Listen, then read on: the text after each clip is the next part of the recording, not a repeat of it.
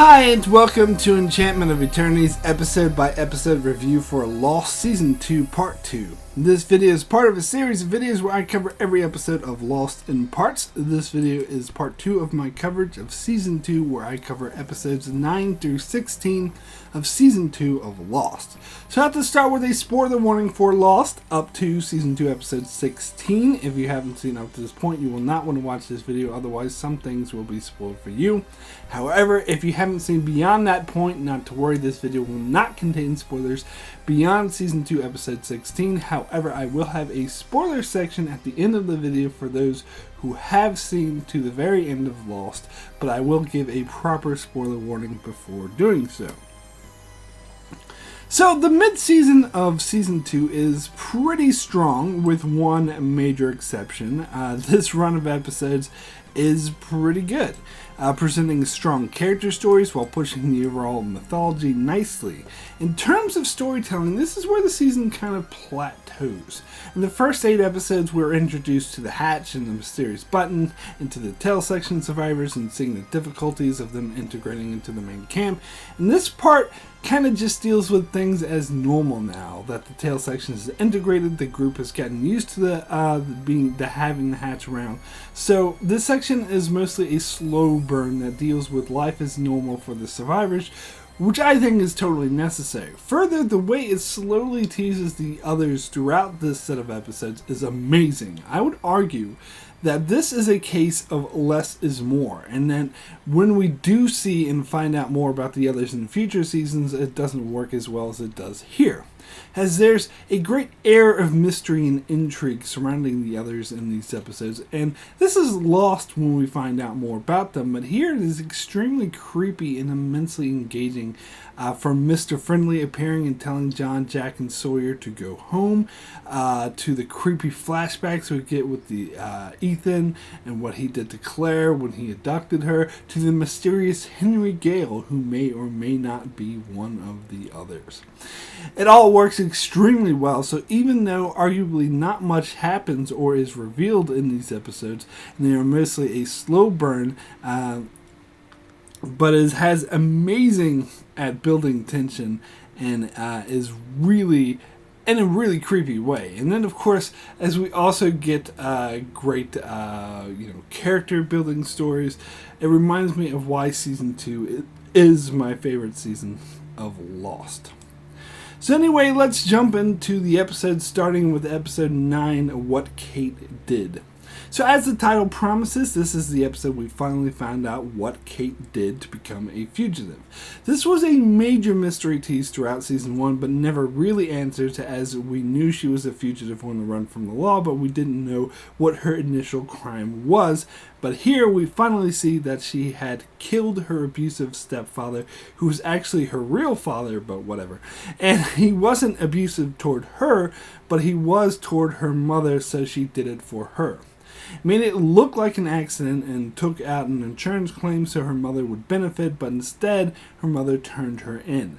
Now, this worked with what was established, and it didn't.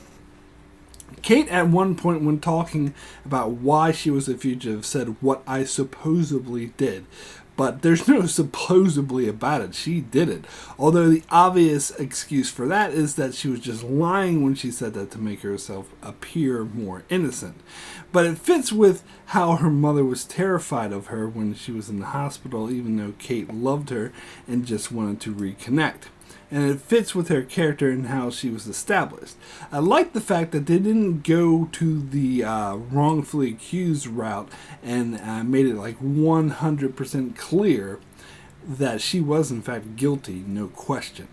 But the haziness comes in that you can sympathize with her situation in being in a broken home with an abusive stepfather who beats his wife. And although Kate says he never touched her, it was obvious from the brief scene we got of him where he was hitting on her, his own daughter, that it was not a good situation to be in, and the prospect of him abusing her was not that far-fetched. So it makes it complex. Yes, she's definitely guilty, but she's not evil. She's someone whom the audiences can still identify with and cheer for her to get away, whether you think that she should have killed him or not. And that really works. It was also great getting Kate meeting the Marshal, whom it's been established that they have a relationship, a long-term relationship with, although it does make sense. Does it really make sense for a U.S. Marshal to arrest her in the first place, as she hadn't crossed state lines yet? But whatever. This is an interesting character, and it was great seeing the origins of his relationship with Kate. One complaint I had is, as much as I like the scene where Kate visits her father, or the man who was presented as her father most of life, it was a very touching scene, but I didn't buy his line about how he knew that she was going to kill Wayne, and that he couldn't because he doesn't have murder in his heart. He's in the military. He's been to war, but he's less capable of killing a man than his 20-something-year-old daughter. Yeah, sure. And it's just a cheesy line in general. I don't have murder in my heart. So that's one complaint I have. But otherwise, these flashbacks are great. As for the island storyline, this was a little less interesting, about Kate seeing a horse in the jungle, the same one that was in their flashbacks, and Sawyer all of a sudden acting like Wayne, her stepfather, or a real father that she killed. That was weird. And this is another case of the writers using "the island did it" excuse, which is an old tired excuse for lazy writing that will get much worse as the show goes on, so I'll cover that more later on.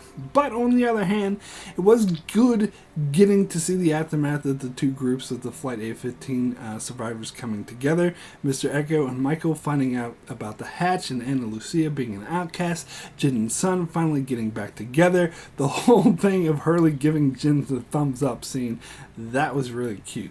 So it seems like that we need, because we need to see life return to normal, so not at all bad. So overall, I'm going to say this is a pretty good episode. Well done. So next episode we get is the 23rd Psalm, and this was another very powerful episode, kind of in the vein of the first season episodes where the flashbacks are more powerful than the island story, but the island story complements the flashbacks beautifully, as we get the backstory of Mr. Eko, which was a lot different than I expected. And this story was just really good. It was well constructed, some of the best that Lost has to offer. Although I have heard that it's not realistic in its portrayal of Nigeria, as apparently that's not really how society works there. But still, a great character story about two brothers, one who becomes a priest and the other a warlord. And it perfectly explains how Mr. Eko is a priest, which is hinted at that he's not really a priest, that he was just pretending to be one, but he's had such a character change that by the end of the episode he becomes a priest. And what's interesting about the island story is that you get some of that change happening in real time. As he finds out about the statues, he becomes more of the warlord type, which starts to reassert itself, but then by the end he realizes that he is in fact a priest, or has become one, as he regrets the death of Yemi and seems to make a vow to become more like the man that Yemi wanted him to be. And of course, this episode is amazing as it takes elements introduced in season 1 about the beechcraft from Nigeria that contained gun runners disguised as priests, and gives it a backstory, saying that these people were in fact tied into one of the crash survivors' past, Mr. Eko. Now, normally I might say a plot point like this has too much serendipity to be believable. However, in the case of Lost, there's a supernatural element that plays with fate and how everything is connected. So it's implied the island purposely brought the plane here for Mr. Eko to find it, because it leads him to becoming a new man. So very powerful story, brilliantly done, and we finally get more scenes with the monster.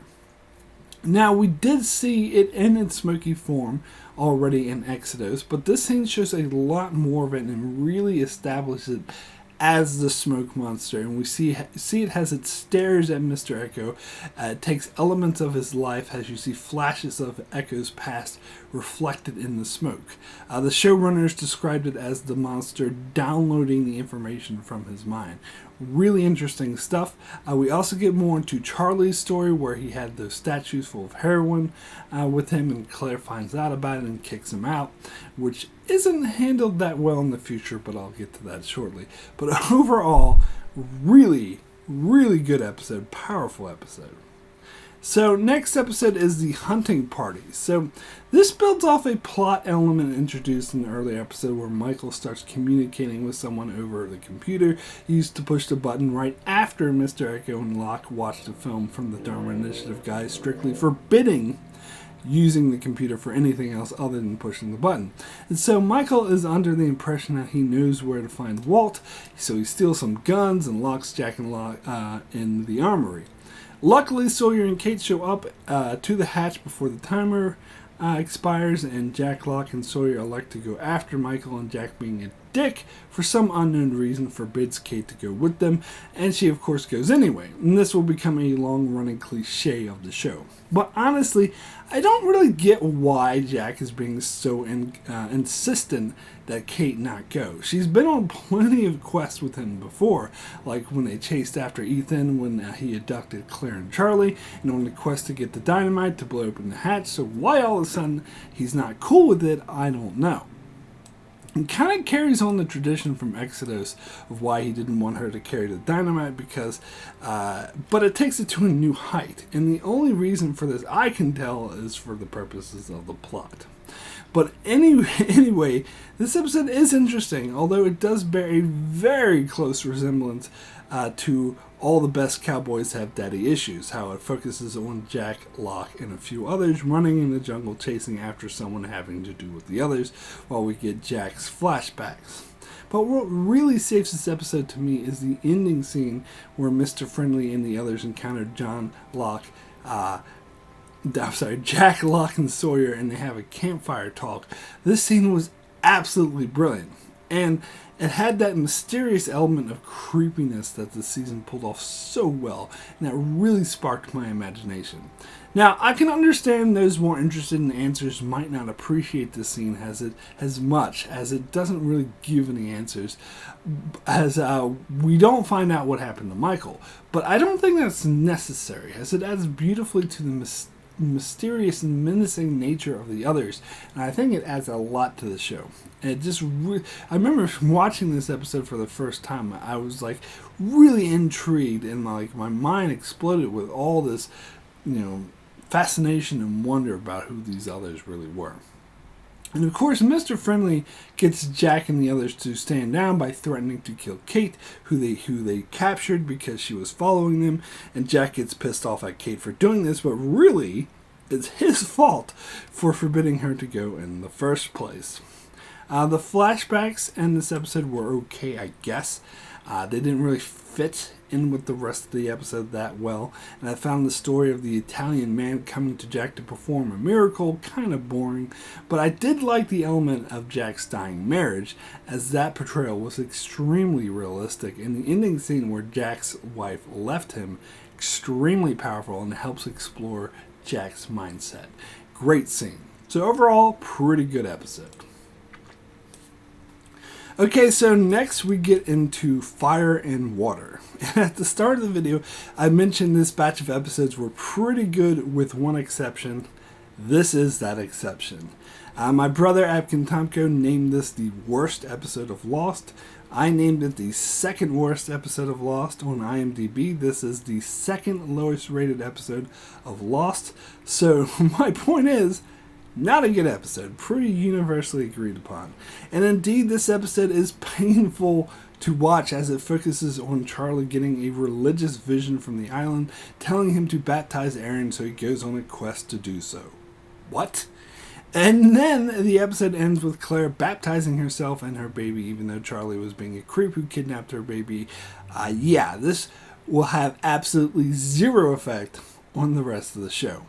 I absolutely hated what they did with the storyline of Charlie having the heroin. At the end of season 1, when they teased this storyline, I think they later learned that if they simply did another addiction story, it would be repetitive and just a rehash of what they did in season 1. So instead, they came up with this BS cop-out where we never know for sure if Charlie's actually taking the heroin or not, as we never see him do it, and he insists that he isn't using it, but of course he also constantly lies.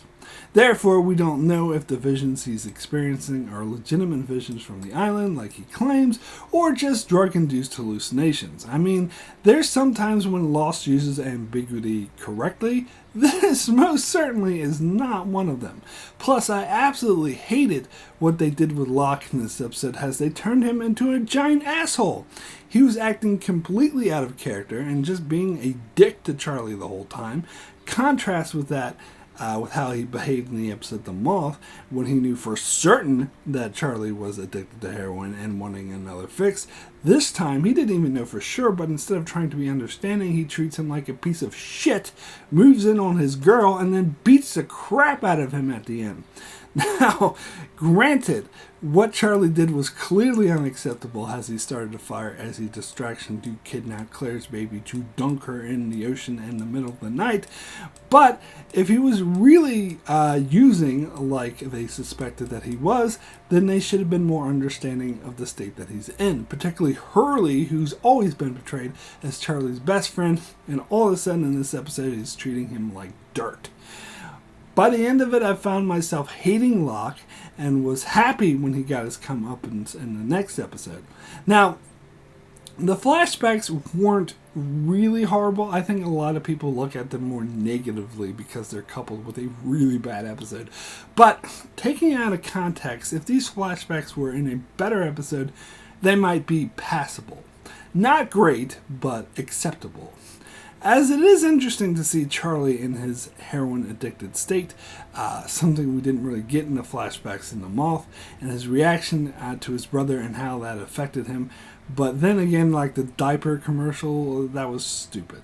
So while these flashbacks weren't terrible, they weren't entirely necessary either. They certainly weren't enough to save this horrible episode. However, one time when I rewatched the show, I skipped this episode because I couldn't bring myself to watch this crap.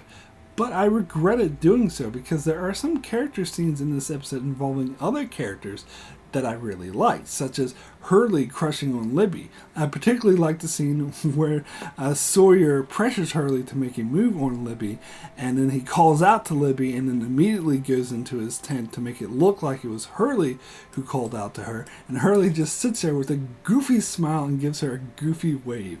That was hilarious and brilliant.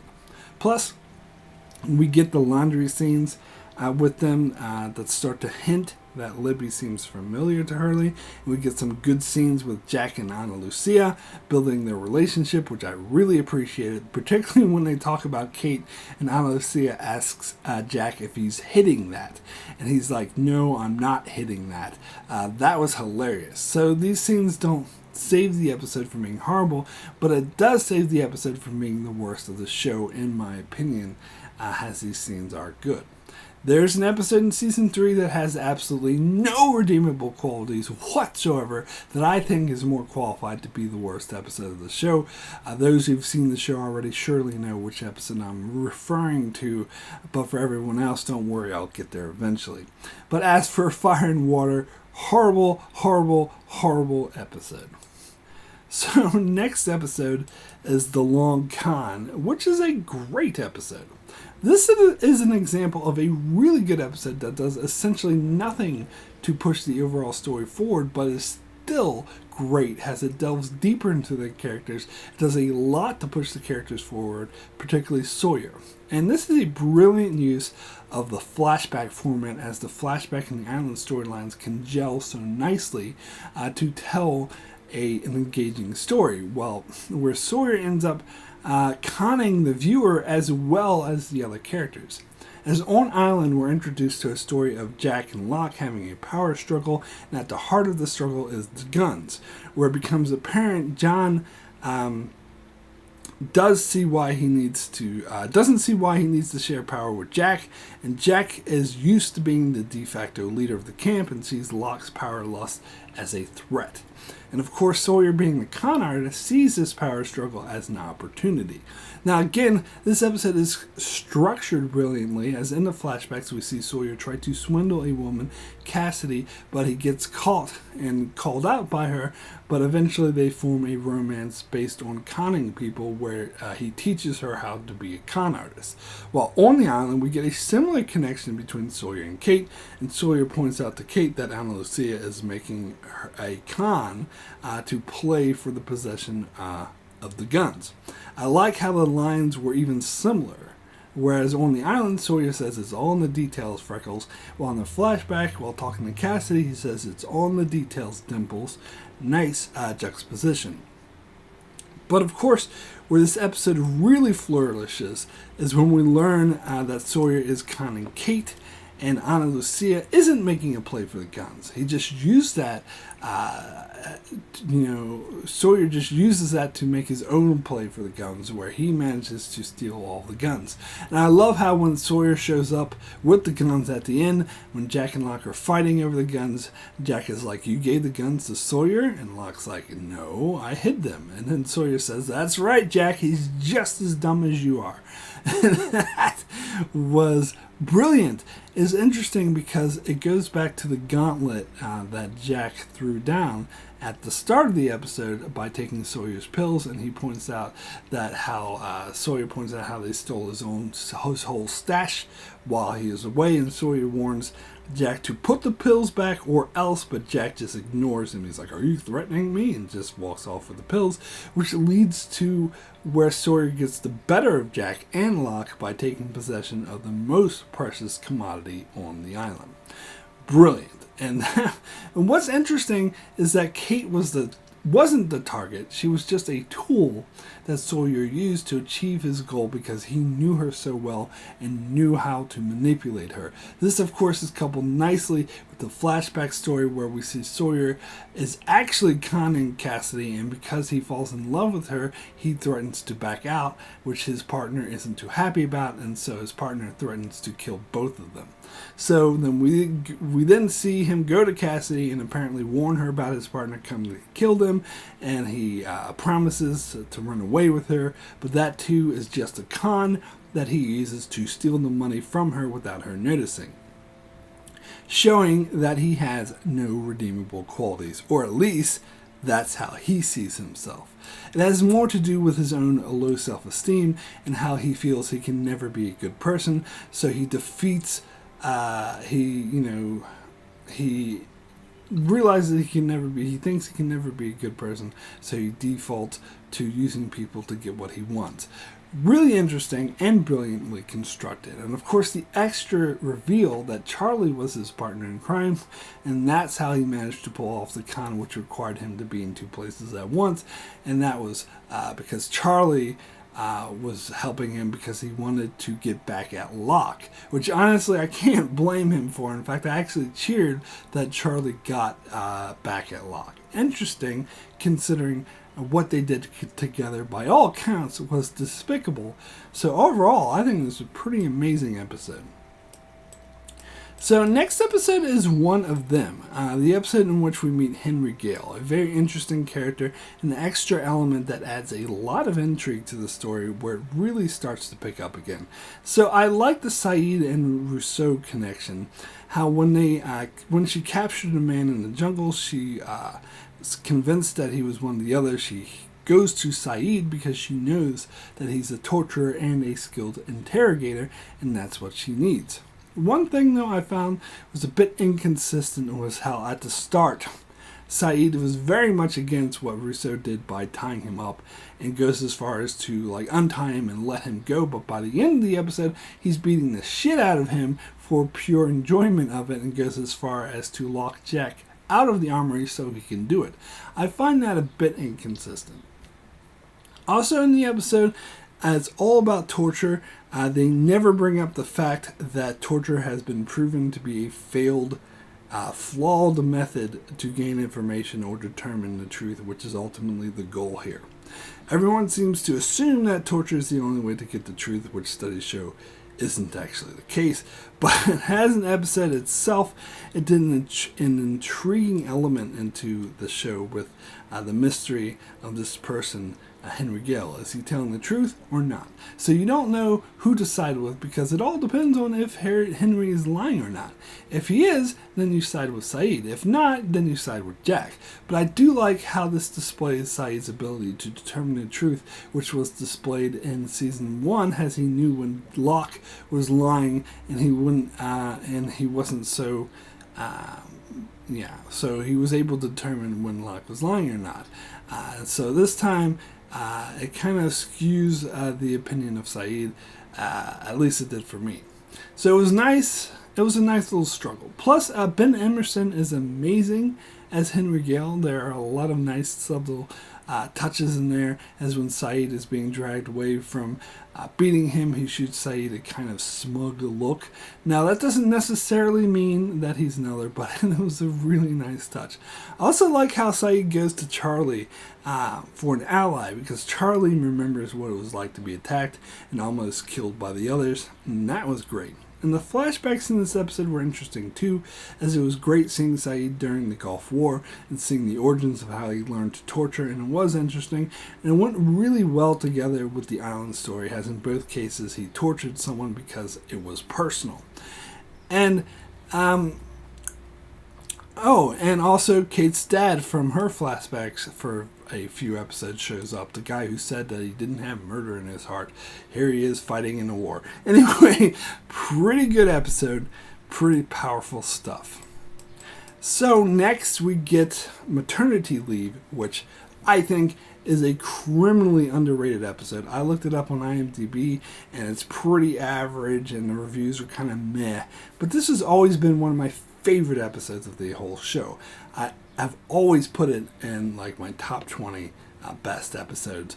And watching it again, I find that I still feel the same way. I'm surprised people aren't as enthusiastic about this episode as I am, as this is the first real big answers episode we get in the series where we get flashbacks that take place on the island during the events of season 1 that fill in the blanks of what happened to Claire during the time that she was kidnapped by Ethan, but they did it in a way that still asks more questions and opens up the world of the others more and the mystery more. And the present day storyline, I also loved how it introduces Rousseau, and she's convinced that Claire's baby is sick, that the sickness is an infection that was hinted at before that killed Rousseau's team, which makes Claire like all gung-ho to remember what happened. So with Libby's help, she starts to recall her time with Ethan. And I love that Rousseau, Claire, and Kate are the ones that go off on an adventure, because it's a unique pairing that's a breath of fresh air, as I'm sick of seeing like Jack, Locke, Kate, and Sawyer, and Sayid, or whatever going on adventures. I like when they switch it up and use a different blend of characters. And I love the scene where Kate goes to ask Sawyer for a gun, where she tells him he doesn't get to ask why, and he's like, yes I do, watch. Why? That's great. I love how Lost often subverts TV tropes like that. As often in TV and movies you see people say, you don't get to ask why. So I love Sawyer like calling him out on that, saying, yes I do. Why? It was great. But the actual adventure of Kate, Claire, and Rousseau was fascinating too. They made an interesting team, as Claire was just off the walls and tense as she was afraid for her baby's life, and Rousseau was just crazy, and Kate for once played the role of the sensible one. I love how Claire was under the impression that Rousseau was working with the others during the time she was abducted, which, if you think about it, is actually kind of a stupid impression, but it was interesting.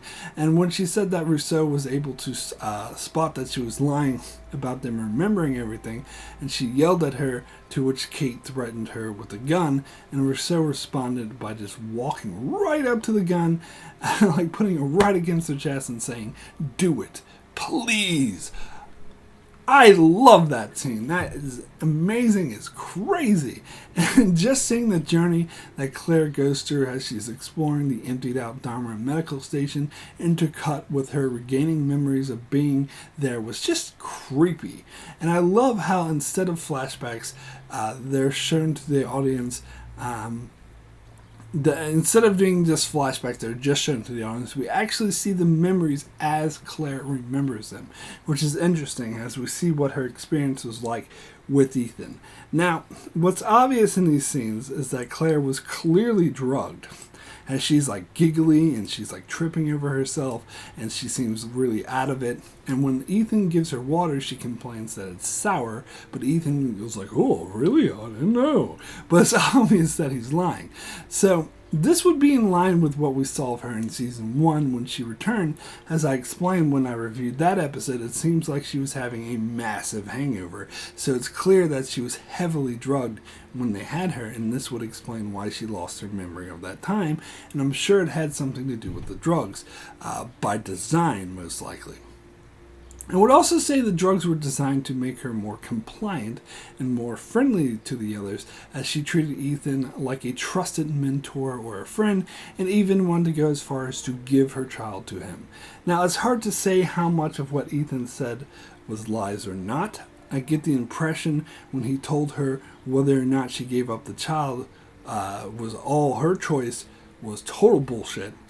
And what we do see of him, we do see him outright lie to her, as when she asked what happened to Charlie, he said, "Oh, he's fine," and we let him go back to camp. But really, he hung him on the tree and left him for dead. And as far as he knows, that Charlie is dead. But I can't really tell if what Alex said about the others planning to kill her was correct. I certainly think Alex believed it to be, but whether or not it actually was the case, who is to say? Also, we get a glimpse of Mr. Friendly without the beard, dressed in nice clothes, and later Kate finds a fake beard indicating that the hillbilly look of the others is all an act. But that's kind of indicated earlier anyways, as Ethan and Goodwin had nice clothes and looked well groomed when they infiltrated the A-15 crash survivors. And it's interesting seeing Mr. Friendly talk to Ethan about how he's not going to be happy. So it does indicate that Ethan was acting alone when he abducted Claire, and also that Mr. Friendly isn't the leader of the others, that there's someone above him. So interesting little tidbits there. The ending where Claire didn't find the vaccine but realized that Rousseau had actually saved her, that was nice. That was a good ending. And again, this perfectly matches up to before, as Claire scratching Rousseau was actually, this scene was actually shown in like snippets in Exodus, where Rousseau kidnaps Claire's baby. Claire remembers that snippet of her scratching Rousseau, but here we get the full story that Rousseau was actually taking Claire back to the camp.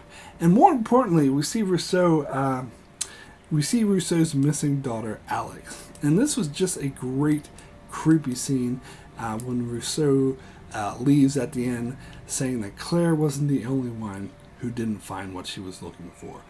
Who had really great music over it that just had this great element that really felt the emotional impact and the mystery involved. Really powerful stuff.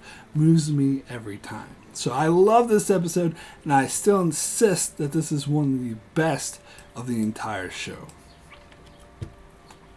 So finally, we come to the final episode of the video, The Whole Truth. Now, to my recollection, I didn't think this episode was that good, as it brings up images of Sun finding out she's pregnant and a flashback where Jen gets pissed off at Sun for not being pregnant, and I don't think much of that really. But after rewatching it, I liked it a lot better than I remembered, and I actually think this episode is pretty good. So first off, the Sun and Jen stuff, while not the best, is pretty decent. You do get some good character scenes with them. Like, I like the dynamic with Jen ripping up Sun's garden at the start, as he's reverting to the type of overprotective husband that he used to be. But by the end, he realized that that's not the man that he can be anymore. And Sun finding out that she was pregnant was pretty interesting. And in the flashbacks, you see her becoming quite friendly with that guy from And Found, and you see how Sun learned English and why she kept it from Jen. So fairly interesting stuff. But to me, what really made this episode was the side plot with Saeed Ana Lucia and Charlie going off on a quest to find Henry Gale's balloon.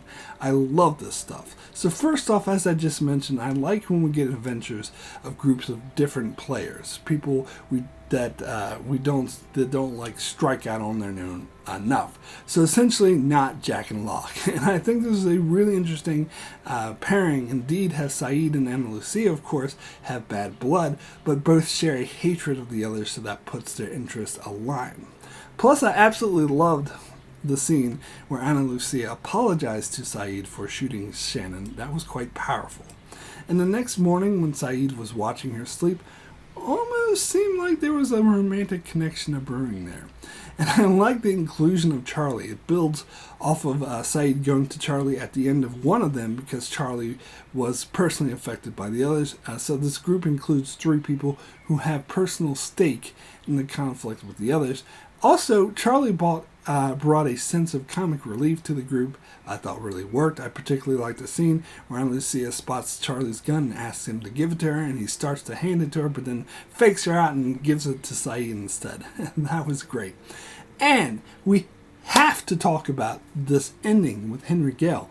That ending was amazing, and I remember when I first saw it, I really stuck with me. I was really blown away by it, and I remember getting really excited over it. First of all, I love how it's simple, that it's all in dialogue, and again, amazing performance by Michael Emerson here. He's really great in this role, where he talks about setting a trap for Ana Lucia and the others, and it's a real high tension way to end the episode. I particularly like how it ended with the line, "Hey, you guys got any milk?"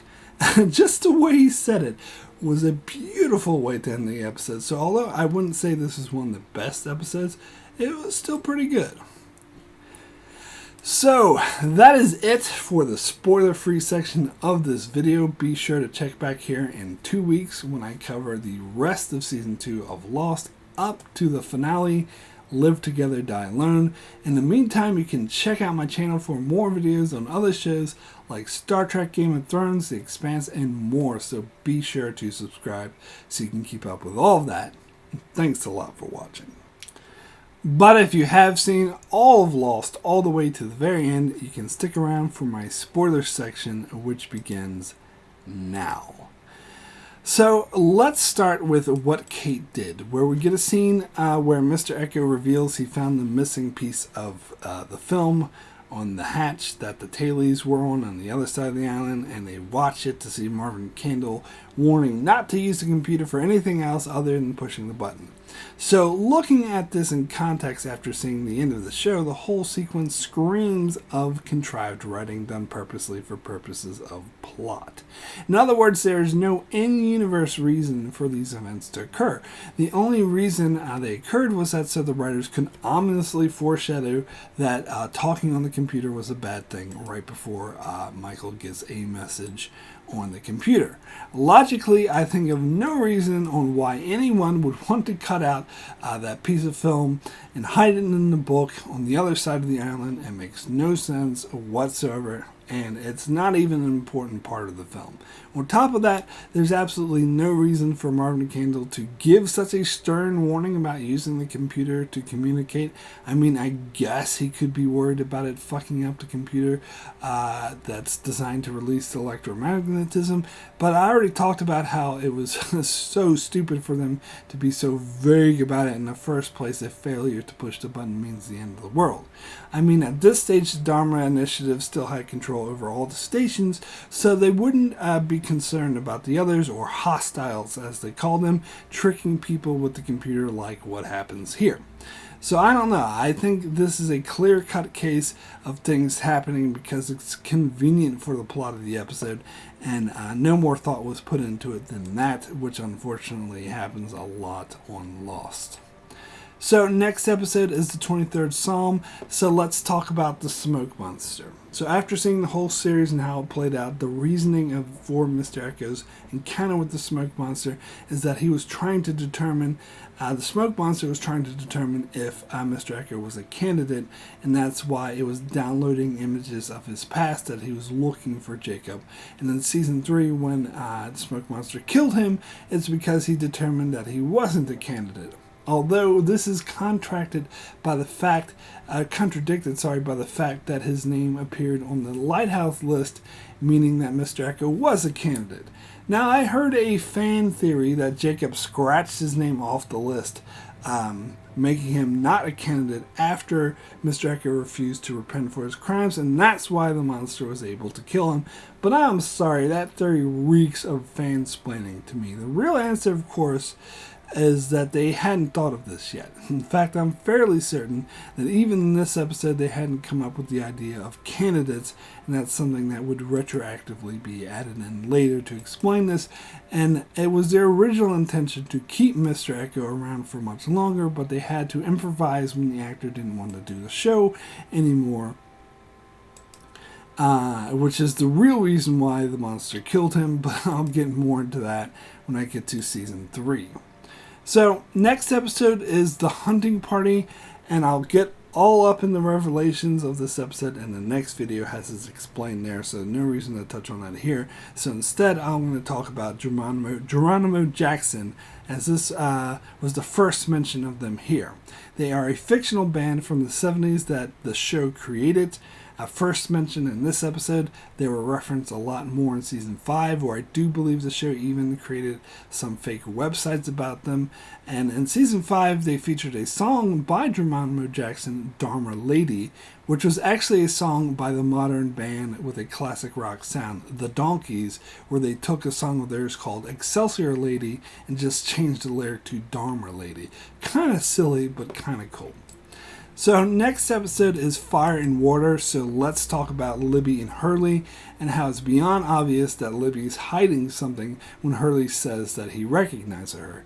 It's clear the story of him stepping on her foot is bullshit that she tells him, and she knows full well where she recognizes him from.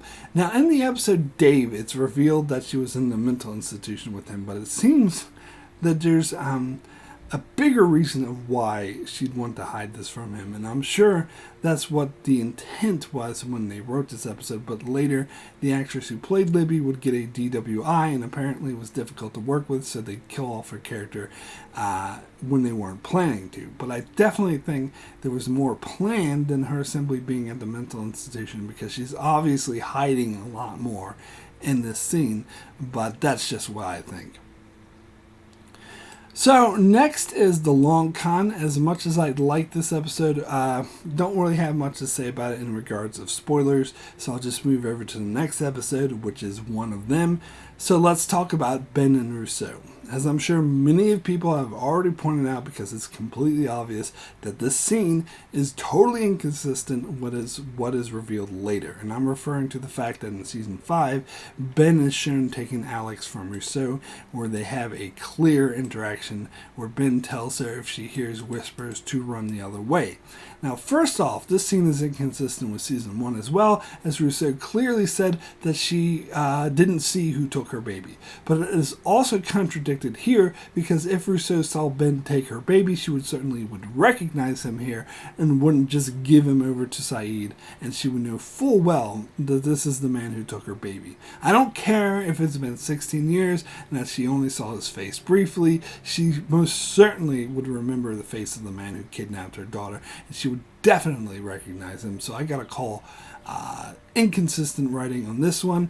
That just doesn't add up, and I'm sure there's probably some fansplaining trying to explain this away, but even without hearing it, I can tell you it's BS, as there is no excuse for this. Also, it's never explained why Ben was in a jungle where he could be captured by Rousseau. He does tell Locke later on that he was coming for him, but we don't know if that's true, and in fact, I suspect that it isn't. Also, this doesn't jive with him needing surgery and using Michael to drag Jack out so he can use him to perform the surgery. If that's true, what's he doing wandering around where Rousseau can capture him? I'm sure people can come up with a lot of theories about this, but they'd just be that, theories, because it's never explained in the show what was going on here. Okay, so next we'll get into maternity leave. So I want to talk about the sickness that Rousseau is warning Claire about, as it clearly doesn't jive with the kind of sickness we saw in Rousseau's backstory. There was a that was more of like a mental illness where her team was just acting all evil and weird, which is more in line with what they wanted to do in season 6, but very clearly not what they're talking about here. As here, they make it clear that it's a physical illness, an infection, because if Rousseau thinks the same thing that happened to her team is happening to Aaron, it has nothing to do with what we saw because Aaron isn't acting all evil. Plus, the way Desmond reacts to the illness and the quarantine implies that it's more of a physical illness. So this physical illness was hinted at a lot, but I believe this aspect was just abandoned later in retcon because the writers didn't want to know what to do with it. As this episode in particular really implies a greater physical illness, but none is ever revealed. However, in the flashbacks where we see Ethan pumping Claire and her unborn child with vaccines, this actually does match up with what comes later, as we learn that all pregnant women on the island die in childbirth, and Juliet was brought to the island to solve the issue, and they used Claire as a controlled test subject. But when they discovered Ethan wasn't on the plane, he improvised and took Claire to the medical station. So the vaccines Ethan is using was most likely designed by Juliet in an attempt to keep Claire and the baby alive. Also, this implies that when Alex told Claire that they were going to kill her to do a C-section to just take her baby out and kill her, that seems unlikely, as the whole point of Juliet's work was to prevent women giving birth from dying. So it seems that they would be highly motivated to keep Claire alive, even if they didn't care what happened to her specifically. They would simply want to know how to keep women giving birth alive so they could use it for their own people. But I don't think they knew this when they wrote this episode, and I suspect that they had originally intended for Alex to be correct about them wanting to kill Claire, but that doesn't jive with what actually comes later. Also, the kind of way that they brainwash Claire with drugs is implied they used Room 23, seen later in Season 3, which was originally the Dharma Initiative experimenting with trying to brainwash the others to make them less hostile. But when the others took over their stations, they used it to brainwash people to make them more friendly with the others and more in line with their goals. So I think it's safe to assume that they did this to her first, and then they just used the drugs that Ethan gives her to maintain this, which is why Claire is so friendly with Ethan. So finally, we get to the whole truth. So Sun is lying at the end of the episode when she reveals that she's pregnant and that Jin is infertile. The very obvious conclusion here is that she cheated on him, but she swears that she didn't sleep with any other man. So Jin goes to it's a miracle route, which is generally idiotic and self-delusional, as Jin just doesn't want to see the obvious truth. And while the flashbacks of this episode imply that Sun had an affair, it was never shown for sure, but in Season 3 we learn that Sun did in fact have an affair, so she is lying. But we also learned that Jin's idiotic self-delusional reasoning of it being a miracle is in fact correct, which is kind of funny. And Jin is indeed the father, because Juliet explains that the island causes men to be super fertile or have super sperm, which I think is a bit ridiculous, but whatever.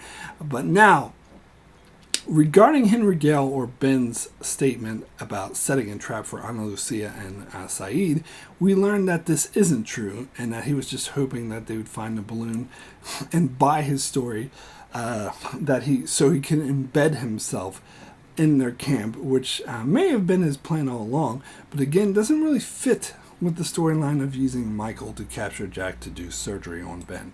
But it does seem that his story was well thought out and prearranged, although it does seem kind of sloppy to leave the body of the real Henry Gale for them to find.